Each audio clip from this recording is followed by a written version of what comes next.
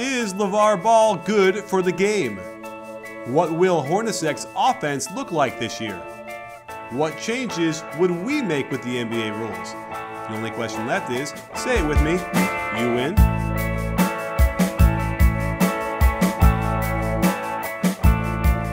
Hey sports fans, Coach Nick here, and welcome to the B-Ball Breakdown Podcast / Live Periscope Show. As always, I'm joined by Dave Dufour, and it is a Monday in the middle of the off-season, Dave.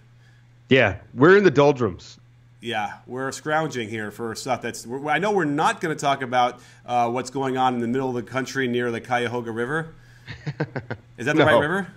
I don't know. I totally made that up. I was there. I don't even know. But anyway, that place with it's round in the middle, or round on the sides and high in the middle. We're not going to talk about that or anything like that. So we have to get into something else. Well, there's nothing. There's no news on that front. You know, so like people still milking that for stuff. I don't get it. Yeah. There's nothing to be milked. I mean, I don't even want to talk about it. So let's move on to some interesting news we've had over the last couple of weeks, which is the Lavar Ball situation. A guy who is kind of making a nonsense of the AAU system itself by yanking his team off the floor multiple times. Dave, I don't think that you've ever taken your team off the court, have you? No, I've certainly been in a position where I've felt like doing that, but that's a terrible example to set for your players. The AAU system is already kind of a sham and a joke anyway. You know, I mean, the coaches standing on the court, they make a big show of themselves. Mm-hmm. There's the games themselves, which if anyone watched the Chino Hills versus whatever Zion Williamson's team is, it's a joke. It's a bit of a joke. And like, I completely agree with Kobe on this. And I love the idea that Kobe is the guy who's trying to fix youth basketball. I think it's great.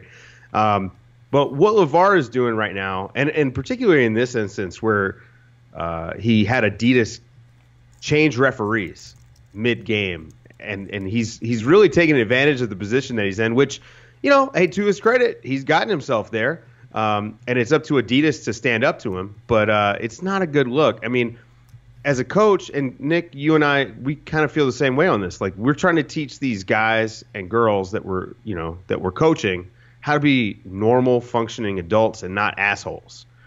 Right. And I argue that Lavar is kind of doing the opposite. He's really teaching his own kids to be dickheads. Well, here's the thing. Let me say this about Lonzo Ball. As far as I can tell, and anyone I've ever talked to about him and just observed him around, he is a very humble, quiet guy who isn't like that. Would be the issue, I would think, if the Lakers is if he was also coming in there very brash and just trying to take over everything, and he doesn't play that way either. So it's almost remarkable, or maybe it even makes sense that the dad is like that, and a lot of times the kids end up being like the opposite of the parents, right? I don't want to be that way. So I get it now, but we are seeing. So first of all, the middle brother is completely just lost, right? I haven't heard anything about him. I don't know if he's even playing at this point, right? All I see is LaMelo, and that is an interesting thing. I've heard some coaches who were watching him the last couple of weeks. It's like the kid doesn't really play hard. Yeah, I mean, look, he is 15 years old. He has had success. Now, I'm not one of these people that's like, well, he's 15, he gets a pass.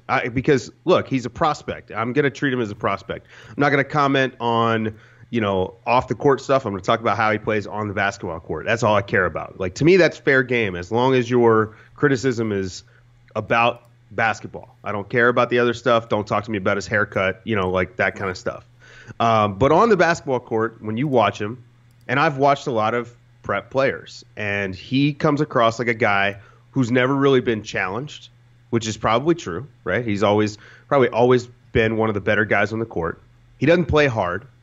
He's a little bit nonchalant, a little too cool for school. And so those guys, I just think they have a hard time making it. Lonzo didn't play that way. I've seen enough tape of Lonzo when he was in AAU in high school. He didn't have that air of, I'll do what I want. And obviously the shot selection is been well derided for good reason. I mean, he scored 36 the other night on 47 shots. Yeah. And he doesn't really get much below the 3-point lines. It's weird. He just sort of goes in between those, which is how I play if I ever play pickup now. So that is an issue. But so what we had the first incident recently, which was where he got fed up with the refereeing and just yanked the team wholesale off the floor at the end of the game. They were winning. Ended up being a forfeit. Now I know the wins and losses don't mean anything to anybody in these situations. It doesn't really matter, but. That was kind of strange. But then I think what really rubs us wrong is what happened just even more recently the other day with the female referee. So just fill me in case I'm missing any details about what happened there. Well, prior to the game, Adidas had kind of instructed the referees to not give a technical foul to Lavar. And there's a lot of reasons for this. The shoe game is very political, and Adidas wants to sign Lonzo. Like, let's just be clear about this. And there is some suspicion that has affected the way that Adidas has handled these uprising events with Lavar Ball. I mean, he's a star. He's a draw. They had a million people watching a crappy AAU game in July on Facebook Live, and they had the arena sold out with so many people outside that it was a security risk for LeBron James. This is LeVar. Say what you will about his attitude and all this other stuff, but his marketing, it's hard to argue with. He is effective there. But if you're having referees basically treat you differently, okay, and if Adidas is instructing them to treat you differently, and then when they treat you in a way that you don't like, Adidas is pulling the referees. There's a problem. This is no longer a competition. It's an exhibition, if that. And so I think if I was the other teams, I would refuse to play. Interesting. Now, yeah, I mean, that also the comments that LeVar Ball ended up having were there was a lot of code in there. There was. As far as, sort of for women. And it definitely reeked of, she doesn't know the game, she shouldn't be out here, this and that, whatever. But she's a Division I referee. Yeah, I mean, obviously she doesn't know that. He must not know that. Yeah, and this has been something with him that we've seen, before now. This is not the first woman that he's disrespected in this way. This coded language and just, the stay in your lane stuff. And I was one of the people that even said with the lady from Fox whose name I can't remember. No, the one that works with Cowherd. Yeah. Where the stay in your lane came from. I even said, well, look, when you look at what she said about him and about how he raises his kids, okay, I get it. Maybe it's not sexist. There was definitely now in hindsight, it's well, no, there's a pattern. That one was sort of an aberration and an exception. Christine Leahy, as they just tell me in the chat. I just was blanking on her name, but there definitely is a pattern here, and it's inexcusable. And especially you're dealing with people that these are professionals. They're not. This is not like the old guy at the high school gym reffing your game. This is a Division I, a college referee, does this professionally. Just LeVar needs to stay in his lane. Right. Yeah. I mean, right. There isn't even a lane that LeVar is in, it feels like, right? He's I don't even know, He's not a coach. He's not a coach in any respect of the word. I mean, a coach should be setting an example for his players, and that's just not what he's doing. Right. Oh, okay. Well, you know what? We could talk a little bit about the other video that got released this weekend at the wedding. I don't even know whose wedding it was. It had to be an NBA player's wedding, where we had a little bit of Steph Curry dancing alongside Kyrie Irving. Just a quick reaction to that as we saw that. Someone just mentioned it on Periscope. I mean, that's fun.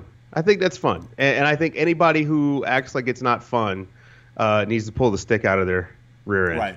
I mean, but there's something seriously petty going on right now at this point. We've had LeBron James for his whole Halloween celebration with Tombstones and Steph dead, whatever. And it started right after the finals with the Ultimate Warrior shirt. Oh yeah, right. I forgot what that was. Who was the Ultimate Warrior? LeBron?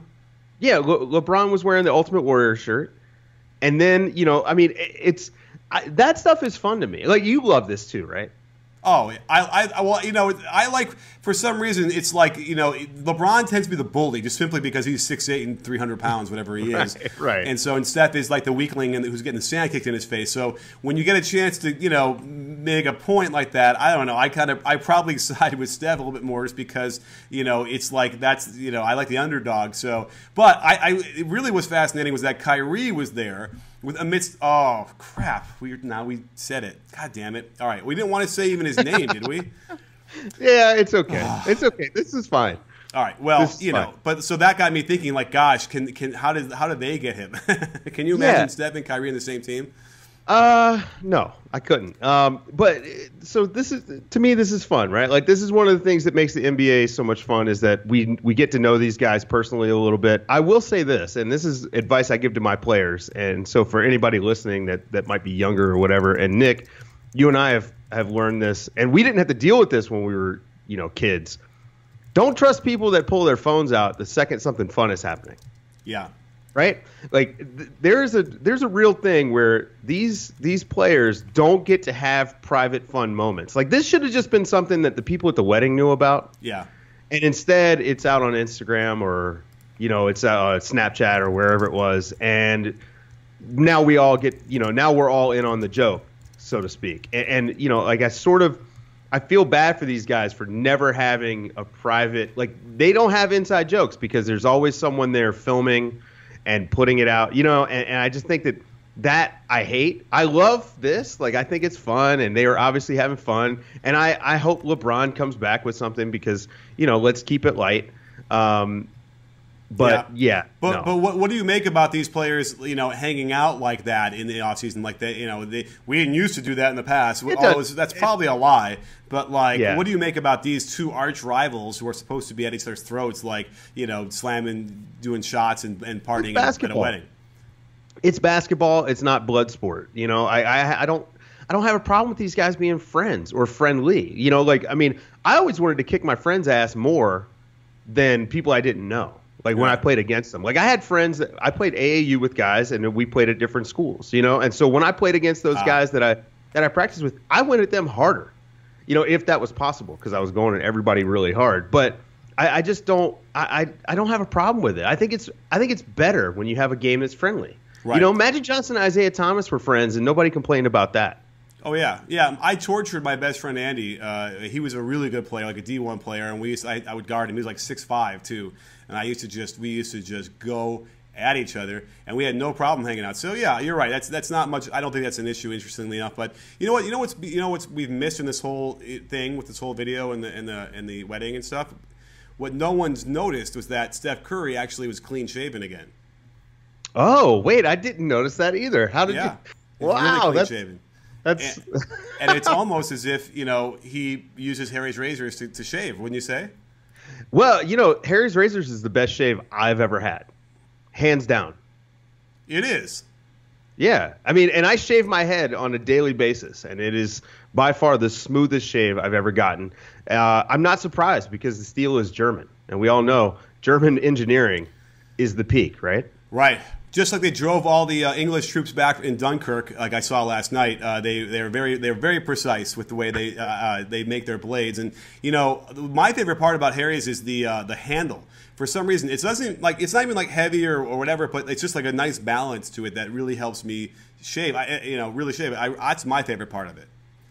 To me, it's the smooth shave. I think the blades are just so impressive, and I've used Merkur razors, which are world renowned for their sharpness and quality. And to me, I like I told you before we started the podcast, and this is for real, I prefer the Harry's razors to those. I'm getting low, and I need to go buy some more. So yeah, right. We'll have them again. Hey, Harry's, send us some more free razors. And if you go to harrys.com/CoachNick, you can get their free trial shave set. And they just got to pay for shipping, and they'll take care of everything else. And that set's really awesome. It takes care of you for a long time. You get like 4 blades in there and a beautiful handle and shaving cream gel. The gel, by the way, is really nice too. In fact, it's awesome. My family keeps stealing it from me. My daughter keeps stealing it from me. It's really annoying.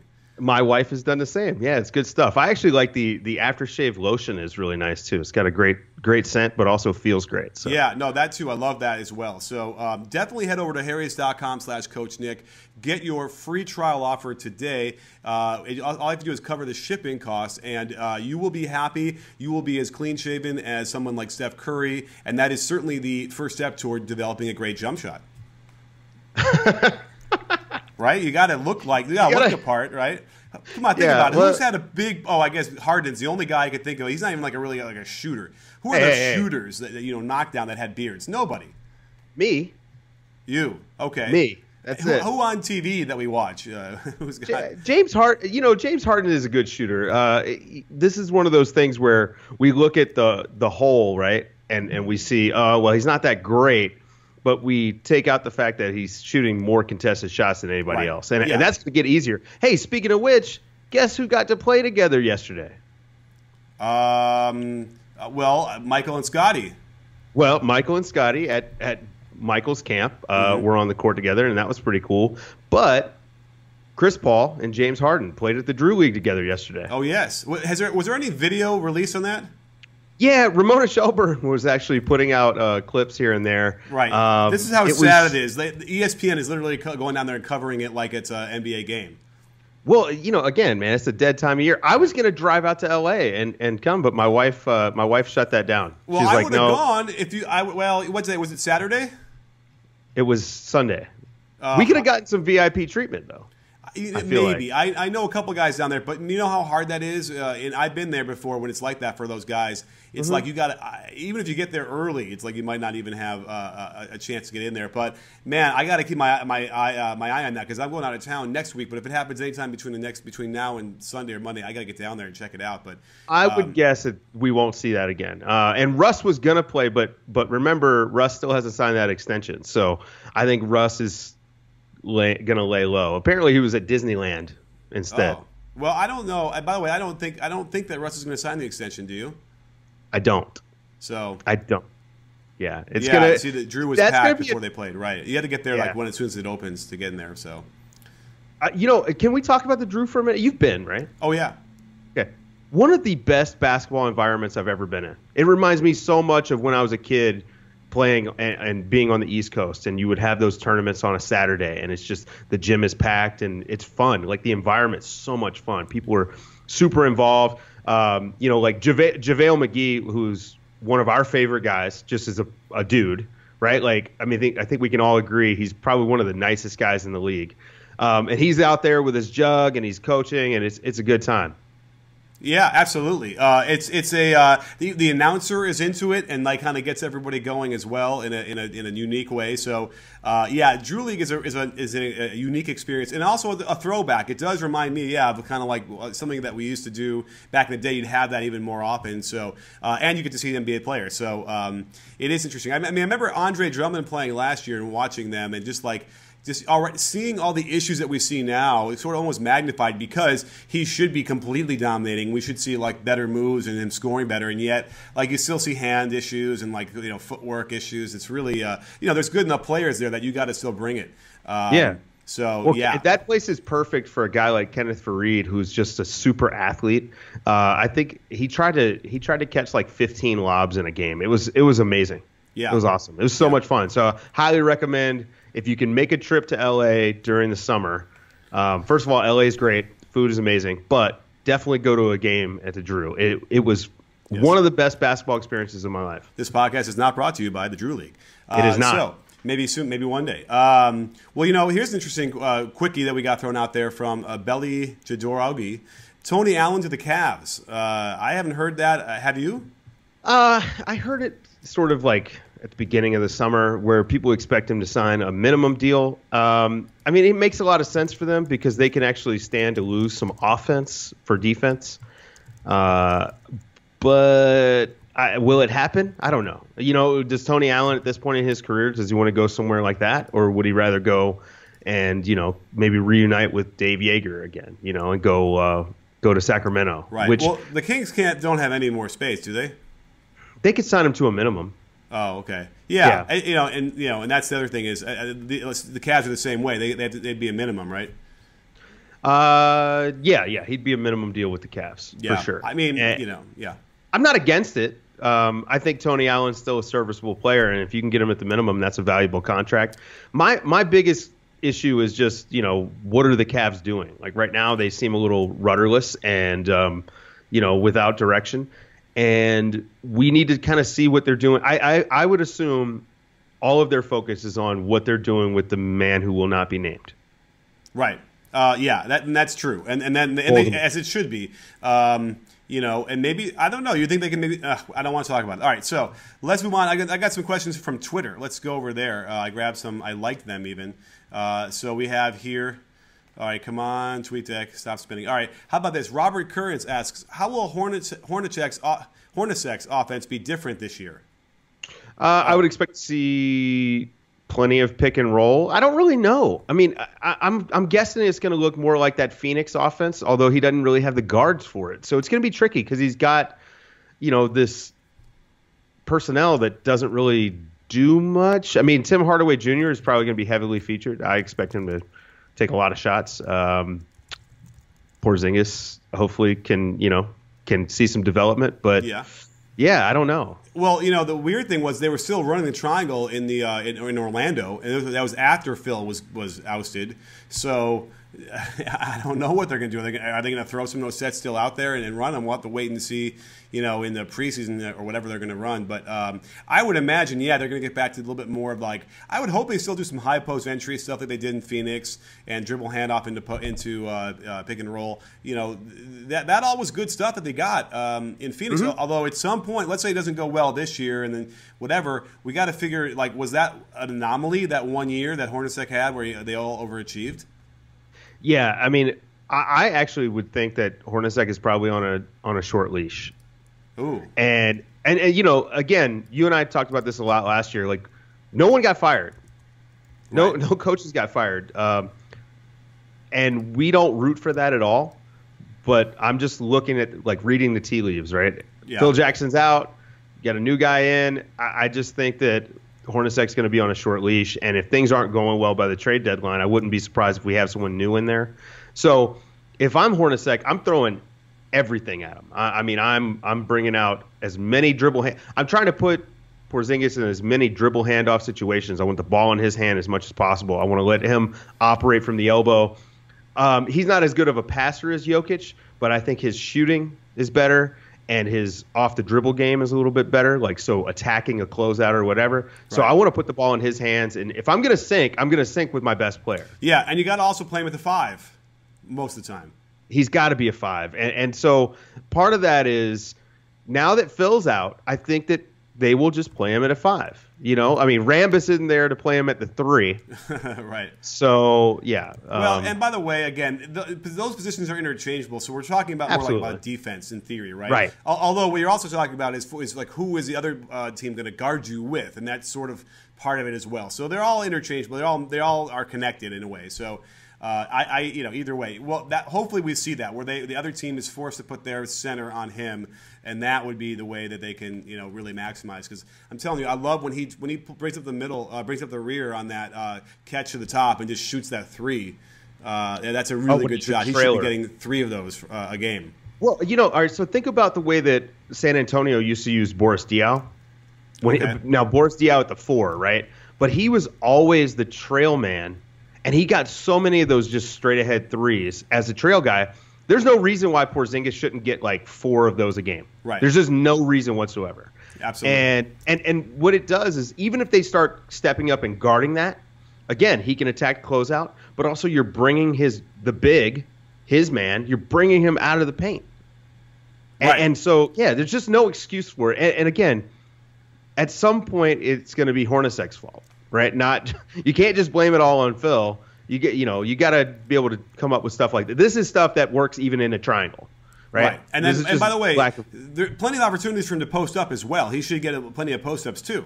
In fact, if they ever do, put him down the 4 or even the 3, then yeah, post him up on those, and then they have a big advantage down there too. So I feel like there's a lot of opportunities here to make it really fun and really flexible. So it's a real question of whether or not Hornacek is going to do that. And by the way, I would almost say he's got a little bit longer leash because he was so hampered the last several years by by the triangle and like them making him run it in a way that I would think he'd get at least a year. But New York is funny that way, and their team isn't very good, so they're going to have they're really going to struggle as it is, right? They're good. Yeah, they're not going to be good, and Melo is most likely gone. If I'm New York, I'm trying to convince Melo to stay because I actually think Melo's still a good player. But I will throw this out there to James Dolan if he's listening. Nick and I will gladly coach the Knicks. Yeah, gladly. I would even run the triangle if they whatever it takes. I don't know. I got another question here from Demorzi Udi. Actually, it's not a question, it's a statement, so we can fill it in for him. There's at least 5 coaches on the hot seat. Are there? At least 5? Oh, sure. I mean, there's always a bunch of guys. I think obviously Hornacek. Your friend and mine. Yep. I think Hoiberg most likely will be on the hot seat a little bit. Alvin Gentry. Deservedly or not, right? Because coaches take the axe for front office failures. Well, yeah, we're missing the first guy on the list. Wait. Your friend and mine, Dwayne Casey. Oh, Dwayne, yes. Dwayne Casey. He's got to be top of the list, wouldn't you say? I'm not sure because I think the Raptors are still going to be pretty good. I think they're going to be pretty good. They're going to be pretty good for the last 3-4 years and not, I don't know. I don't know. I feel like every year he's in the hot seat. And with Masai's statements about culture change and things like that, yes. But yeah, I agree with you. He is on the hot seat a little bit. Is that 4? That's 4. Earl Watson in Phoenix. Although I think that if you're going young, you need to stay the course with the guy. Let him. The guy's respected around the league. Whether he's a good coach or not, that's debatable. But let's see who else. Who else would be on the hot seat? I mean, maybe Frank Vogel in Orlando if they're going to be impatient. Yeah, Orlando's a strange place, man. For a lot of even just as a place to go visit, it's a strange place. Yeah, but that's what about Budenholzer? No, I think Bud is okay. I think it's actually feels like a pretty good time to be a coach right now. What about Stan? Now that's interesting, right? What? Yeah, because he's. That's a double failure thing, right? Like he hasn't been doing great as a coach, and then his front office stuff has been bad. Right. Which most people are not good at both. Right. I mean, Doc hasn't been good. Stan hasn't been good. Bud wasn't good, and now he's not running the front office. Yeah, that's a tricky one. Do you think we're going to see? Are they going to give anyone else that position where they're coach and GM? Do you think they're going to do that anymore? I would sound like it hasn't, no, right? It really hasn't, worked really. We can't consider the Spurs that way, right? Because RC is the GM, right? Right, and that's such a unique situation. Right. By the way, is Doc on the hot seat? I think he is a little bit, but according to friend of the show, Duncan Smith, editor at Piston Powered, Stan is fine. He's fine. That means he's gone, right? I don't think that means he's gone, but I think that means that there are some concerns. Sean Spicer was fine 24 hours before he was gone, so I'll throw that out there. And by the way, let me just throw that out there. Whenever you hear a prospective free agent or a guy coming up to free agency who doesn't say explicitly, I am going to be here for the rest of my career, I'm going to sign that contract, then he's probably gone. And I feel like these fans will tend to cling on to the little nugget of whatever they're trying to say about, I love the city, it's a great place, I want it, whatever. No. Unless they're saying, I love it here, I'm going to sign that contract when it comes up, when it's put in front of me, then they're leaving. Hang on. But didn't LaMarcus Aldridge do that? Didn't LaMarcus Aldridge say, I want to go down as the greatest trailblazer in the history of the franchise? I want to be the last year? Did he say that? Yes, he did. So, just remember, people are going to say things that they think people want to hear, no matter what. This is a player. You do it on my show every week. Do it all the time. I tell you all the time things that I think you want to hear. Right. Hot take, Dave. That's maybe get out of here. So ridiculous. Apparently, it was a hot take that I said Rodney Hood could potentially score 25 points a game. Oh yeah, yeah. I don't think that's that crazy. Are you with me? Like, now, I'm not saying he's going to. I'm saying the potential's there. He's going to get more touches, more usage. Yeah. No, I feel like it was going to be more like the Harrison Barnes trajectory, where he gets like 20 this year or whatever. But like, and it's proving that he's a legitimate scorer. I mean, if you score 20 a game in the league, that's a top 20, right? In the top 20 score. Yeah. So I think that he can probably get there. And you know what? That 20 is 21, right? 21 is 21 and a half. Like, now you're getting in that realm of 25, whatever. I'm with you. Listen, I think Rodney can easily do that, but how's his free throw rate? Because I think that to me, I mean, we could talk a little bit about like what makes a good scorer or a good scorer. I think free throw rate is so important for these guys. I think that if they can get to the line as a young scorer, then they're obviously it's easier for them to score. I mean, that's like a dumb thing to say. It's so obvious. His free throw rate. So it actually was pretty low last year. I think we'll see that improve because he should have the ball in his hands. What was Hayward's free throw rate? Can you look that up real quickly? Yeah, I will. Because I wonder if it's a function of their offense. I feel like they got a lot of movement along the perimeter. I don't know if they're always generating a ton of free throws. I mean, I could look at the team itself real quick while you're doing that and see what they rank. He was a .371 and Hood was at .173. So again, that'd be a huge improvement if Hood could just get to that level. Then that would be a big deal. But translate to me. For our listeners as well. How many? Like, what does that mean? Like for Hayward, how many? I'll tell you. I'll do free throws. That's what I was going to do. I'll do free throws per game. He had 9 a game, which is really good. I mean, he was hitting 7.5 free throws a game, so that's 7.5 free points a game. Okay, yeah. And let's see, Rodney Hood. All right, and unfortunately, the damn media site is now refusing to give me last year's stats again. Like sometimes it does, it doesn't. All right, so I wanted to look at where the Jazz ranked in free throw attempts per game, even just like something basic like that. I could probably do that on B-Ball Rep, but either way. So that's a good question, and yeah, you're right. It's going to have to do a lot more of that, being more aggressive on offense, generating more free throws. So we'll see. But yeah, I don't think it was that hot of a take, but it was certainly people were upset about it. Yeah, it's just a weird thing to be upset about. I mean, 25 doesn't mean the guy is definitely going to score 25 points. This is not a prediction. I said that I feel like he could be a 25-point per game scorer this year. Yeah. Right? If this is factoring in a leap and more touches and all this other stuff. Sure. I don't think it's that crazy.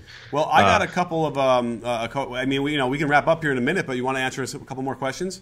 Yeah, let's do it. Do you grab anything that you like? Because I have a few, but anything you saw? I have one right here, and this is actually a good one for you. What is the first change you would? This is from Atom Skimrov 93 on Twitter, and I know I screwed that up.